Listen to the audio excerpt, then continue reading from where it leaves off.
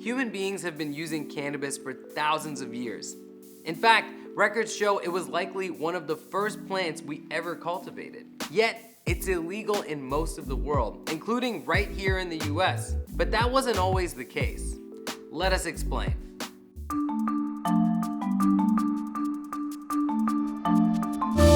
Cannabis has only been illegal for the last 80 years or so. Before that, it was used for countless things far beyond just getting high. People used it as a medicine in ancient China, a spiritual sacrament in ancient India, and as raw material for cloth, rope, and sails in the ancient Middle East. In the late 1800s, cannabis was widely prescribed as a medicine in the US.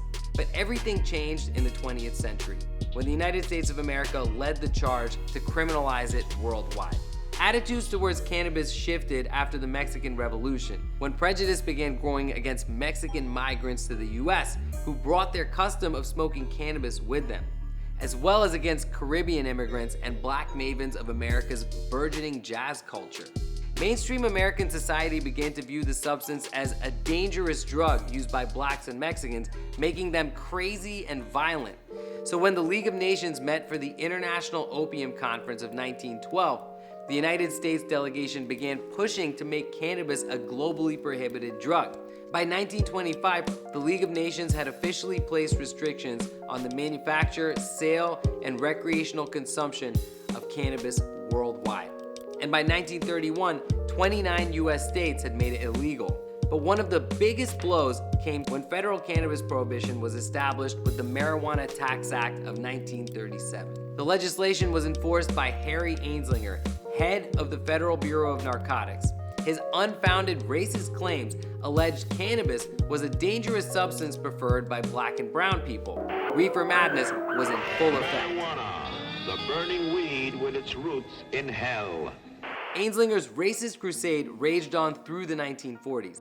His Bureau of Narcotics fed misinformation about cannabis to the media, burying pro-cannabis views from medical professionals, barring any study of the plant, and establishing the now widely held falsehood that it is a dangerous drug. And in 1961, cannabis officially became illegal all over the world when the UN passed a treaty to prohibit the production and sale of cannabis. The final nail in the coffin came in 1970 when the Nixon administration labeled cannabis a Schedule I drug, the category of the most dangerous drugs with high risk for addiction and abuse, and zero medical value. This decision kicked off what we now know as the war on drugs. During this time, cannabis prohibition was used to imprison millions of nonviolent black and brown offenders at exponentially increasing rates. Then, in 1996, things began to simmer down.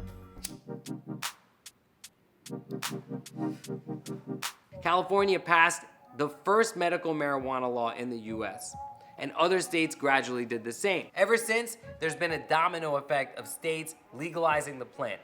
Today, all except 4 states have implemented some form of legal cannabis, and over 30 countries worldwide have decriminalized or legalized it in some way.